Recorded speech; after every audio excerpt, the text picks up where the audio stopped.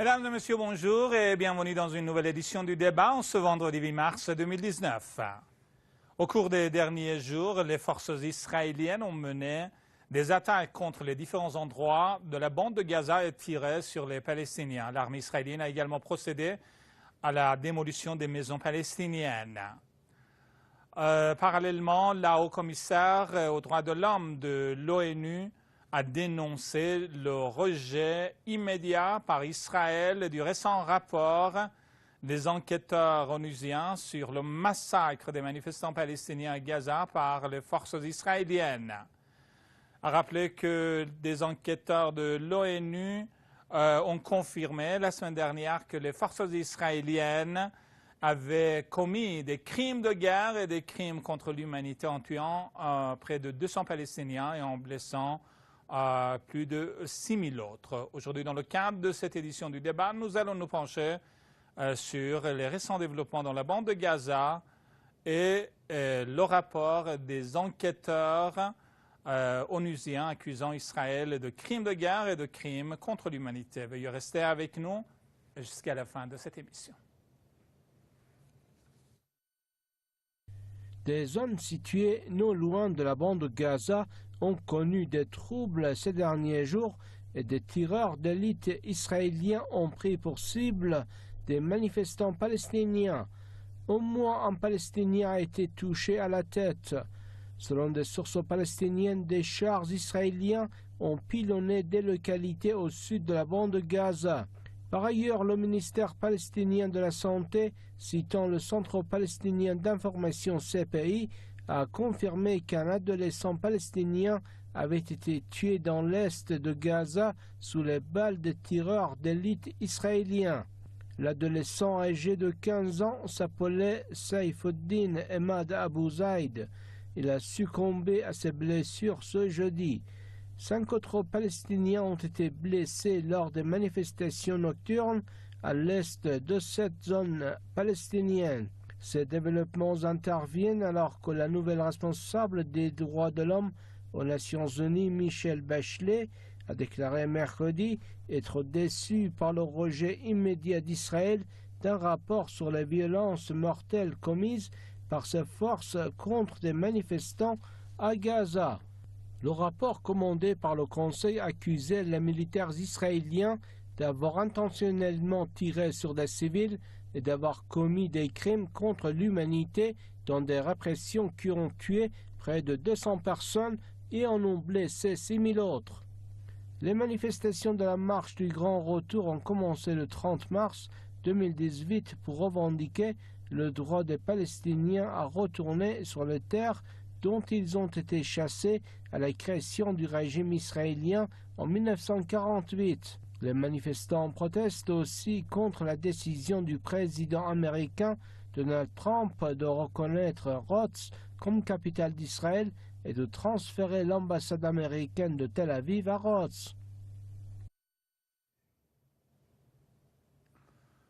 Retour au plateau de l'émission du débat. Merci de votre attention. Je vais tout de suite vous présenter nos invités pour cette émission. Nous sommes en ligne par téléphone depuis Paris avec M. Ouarou Hamza, analyste politique, et par Skype depuis Damas.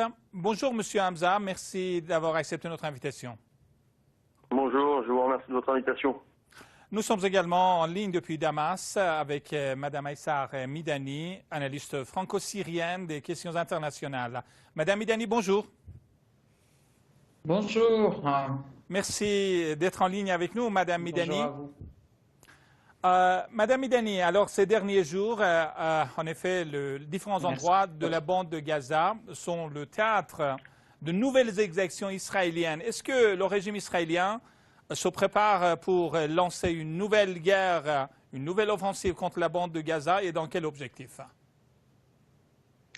Écoutez, effectivement, pas seulement depuis quelques semaines, mais c'est vrai que la répression s'est accentuée entre les violations, les destructions de domiciles, les arrestations d'enfants, les arrestations des familles, même les familles des détenus. Des détenus politiques dans les geôles israéliennes, la violence même de des attaques contre les prisonniers dans les prisons, en plus du pilonnage, comme ça a été bien dit dans votre rapport, de pilonnage systématique dans la bande de Gaza, mais aussi dans les villes de Bethléem, de Ramallah, et des arrestations massives en fait des personnes. Tout ceci pour faire peur à la population. Je rappelle quand même depuis 50 semaines, hein, aujourd'hui c'est la 50e marche contre cette décision de Trump de transformer Jérusalem en capitale de alors, donc, protestation contre cette décision et qui est en même temps, cette décision est aussi contraire à toutes les résolutions de l'ONU concernant Jérusalem et concernant la Palestine occupée. Donc, dans ces marches, il y a eu plus de 200 morts puisque ce sont des marches pacifiques. Et l'armée israélienne tire sur les manifestants avec des vraies balles, avec des gaz aussi toxiques, hein, pas seulement les gaz lacrymogènes, mais des gaz toxiques qui provoquent aussi des suffocations importantes et puis des blessures importantes des personnes. Donc tout ceci pour mater la population palestinienne qui est déterminée pour son droit du retour, qui est déterminée aussi à garder, comme la loi ou les décisions internationales le dictent, hein,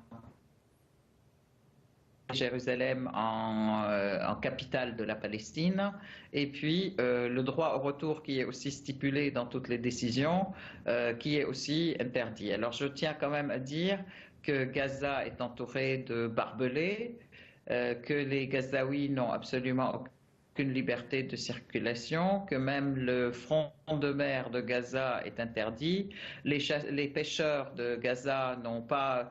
à chaque fois qu'ils prennent leur barque et ils vont pêcher, ils sont attaqués par l'armée israélienne qui leur tire dessus carrément. Donc toutes ces exactions, effectivement, mais fort heureusement,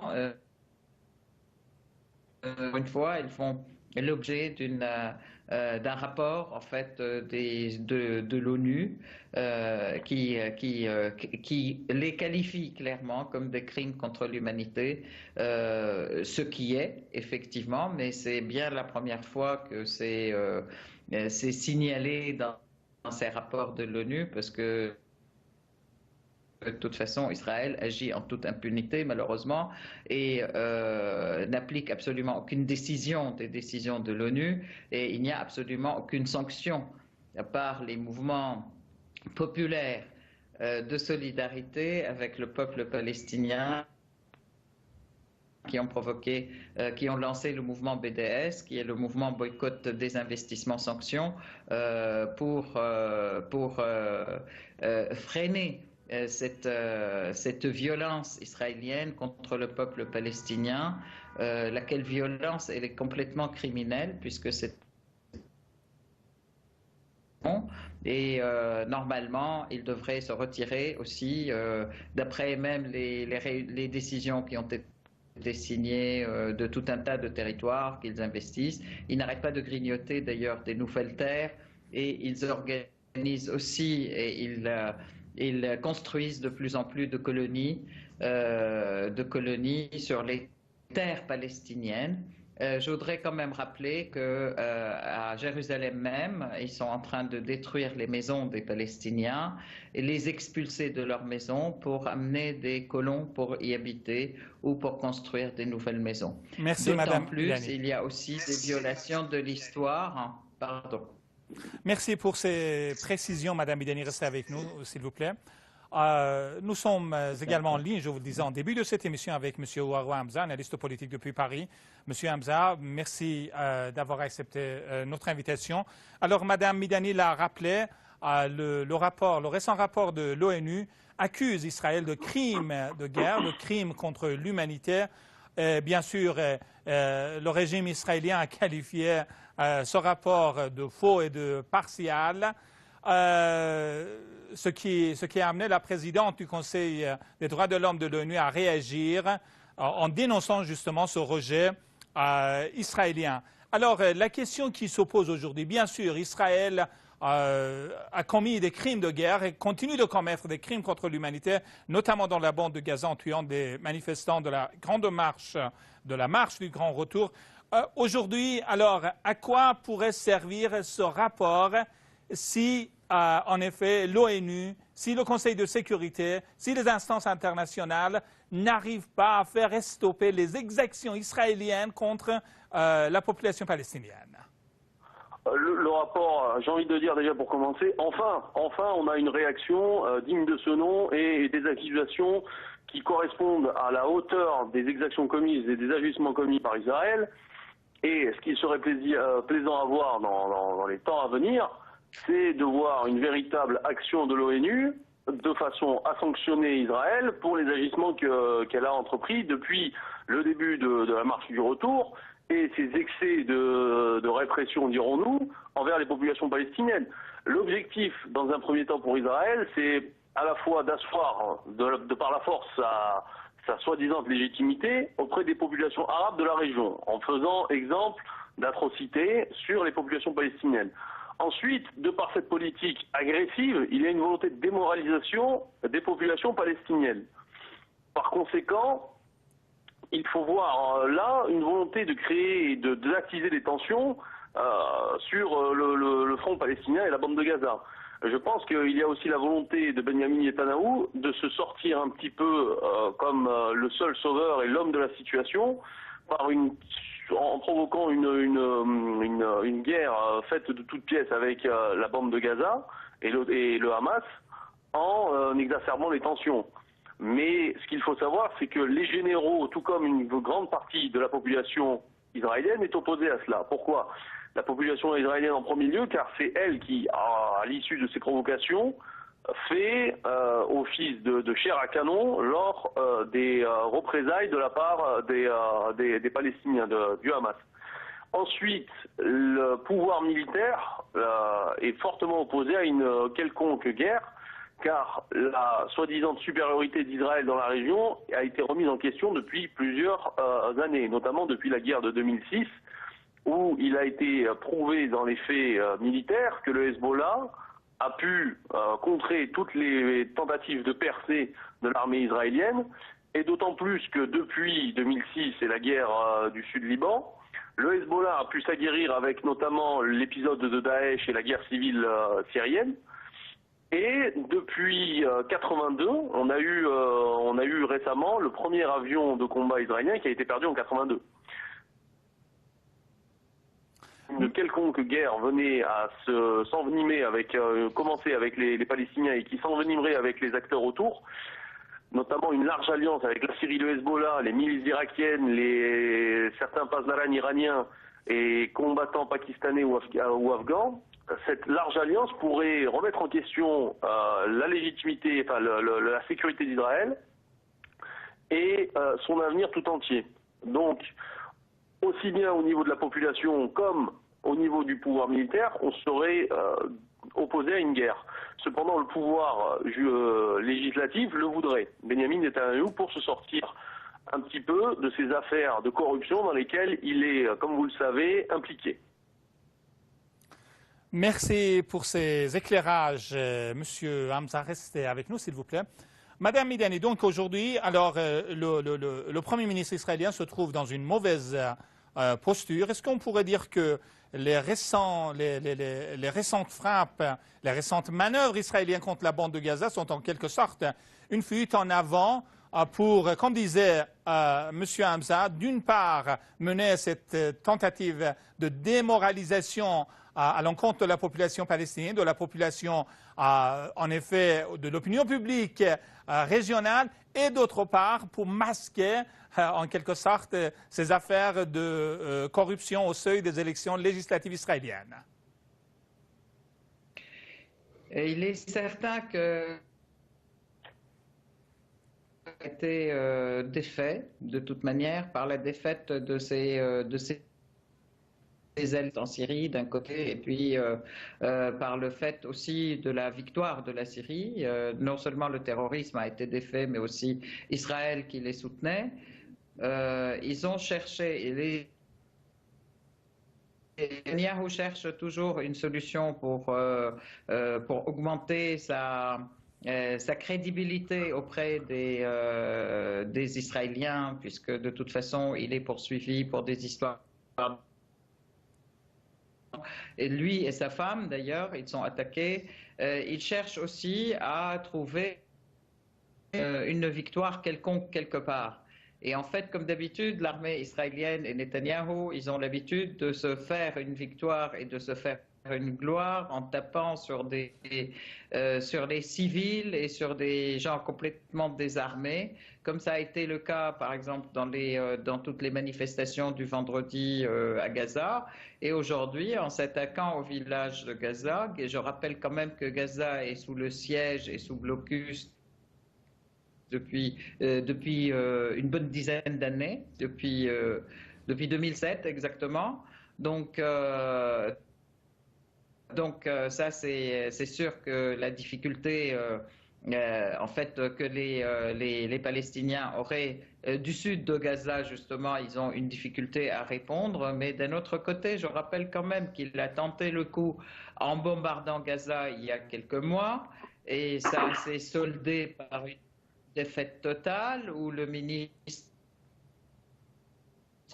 avait des affaires de la guerre là, qui avait démissionné et il se retrouvait en difficulté, ce qui fait que Netanyahou a regroupé en sa propre main deux postes, notamment du ministre de la guerre ajouté au Premier ministre. En fait, aujourd'hui, il cherche une issue, effectivement, c'est une sorte de fuite en avant, puisque, en plus, pour montrer au peuple israélien ou aux Israéliens qu'il est crédible pour encore un mandat, puisque les élections vont avoir lieu apparemment au mois de mai.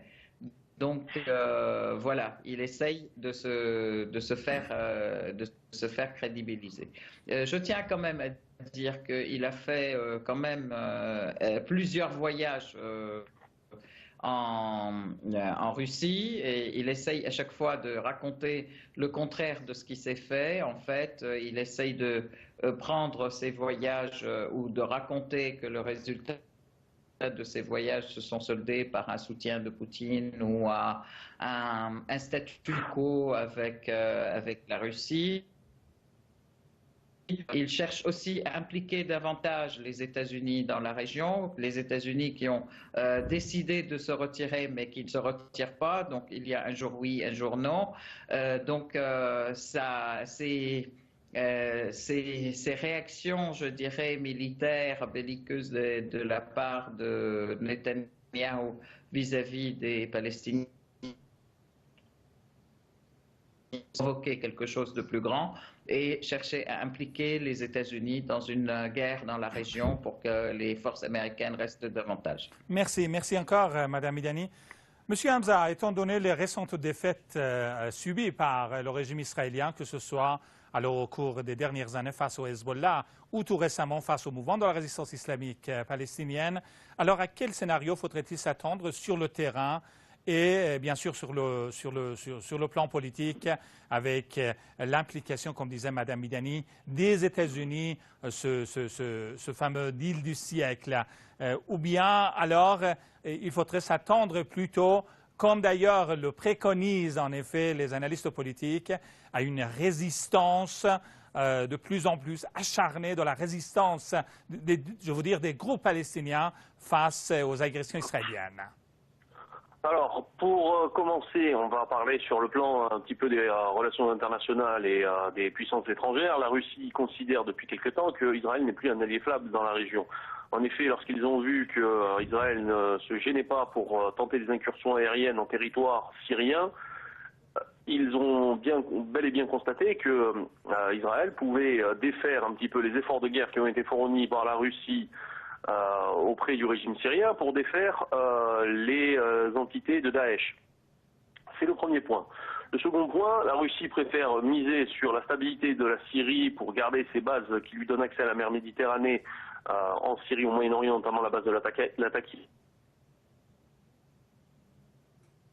Lâcher prise sur tous ces points d'accès avec la mer Méditerranée, notamment avec la reprise de la Crimée en 2014, la défense de la base de l'Atakié et la mise en place et la sauvegarde de la souveraineté de l'État syrien et du gouvernement syrien en place, mais aussi l'emplacement, le placement et le renforcement de bases à venir sur la Libye à venir. Donc, la Russie ne considère plus Israël comme un partenaire fiable. Quant aux États-Unis, les États-Unis justement sont en train de se retirer de cette région du monde pour se concentrer sur le Pacifique. Il a été vu et constaté par le département américain de défense que la stratégie américaine en termes de politique extérieure va se situer sur le Pacifique et l'Asie, notamment avec renforcement des bases au Japon et déplacement de la flotte sur place. Ça, c'est pour le volet des relations internationales. Maintenant, pour la politique intérieure, je pense que la seule solution d'Israël sera de participer à une désescalade de la violence, participer également à un apaisement des relations avec Gaza pour pouvoir refaire circuler les marchandises, refaire circuler un petit peu les personnes également, de façon à ce que l'économie puisse se développer là-bas et que les gens cessent de vivre une situation de quasi-siège. À long terme, cela fait 10 ans, comme l'a dit Mme Meidani, cela fait 10 ans que les Palestiniens de Gaza vivent sous un blocus permanent qui ne pourra pas durer éternellement. Le port de pêche également a été frappé, je crois, pas plus tard qu'hier. Cette situation n'est pas tenable dans le long terme et elle ne pourra participer qu'à faire en sorte de maintenir la tension et génération après génération la faire perdurer. Alors, comme disait Mitterrand, c'est l'entretien de la haine. La solution politique maintenant pour Israël et pour la majorité des Israéliens qui souhaitent justement cette désescalade de la violence et des situations plus apaisées serait d'avoir un grand projet inclusif pour venir à ramener les populations arabes palestiniennes auprès de l'État israélien. C'est quelque chose qui paraît un petit peu fou comme ça sur le papier, mais s'ils envisagent réellement de vouloir peser dans la région, à terme, ils n'auront que cette solution-là de vouloir se réconcilier avec les Palestiniens et d'avoir des relations plus que normales avec eux et de leur permettre d'avoir accès à une économie stable, à une qualité de vie tout à fait normale. À terme, ça ne sera que la guerre avec les Palestiniens. On n'en sortira jamais et ça remettra en question la pérennité de l'État d'Israël.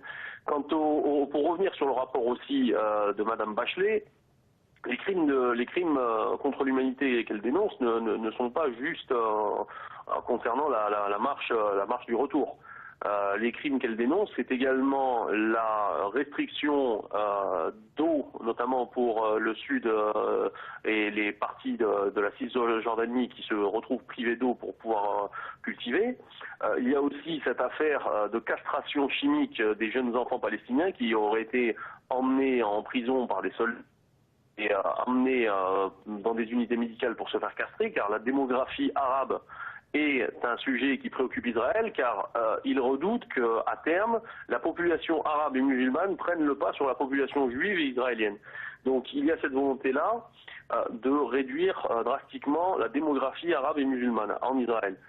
Il y a, comme je le disais aussi, dans les exactions militaires, l'usage de gaz au phosphore, et également ce blocus-là qui est inhumain et qui met dans une situation périlleuse les populations de la bande de Gaza depuis plusieurs années, des femmes, des enfants et toute forme de population présente sur place. Ouarou Hamza, analyste politique depuis Paris, Aïssar Midani, analyste franco-syrien des questions internationales depuis Damas. Merci infiniment d'avoir été nos invités pour cette émission. Merci beaucoup. Voilà, c'est la fin de cette émission. Merci de votre attention. Excellente soirée à toutes et à tous. Au revoir et à très bientôt.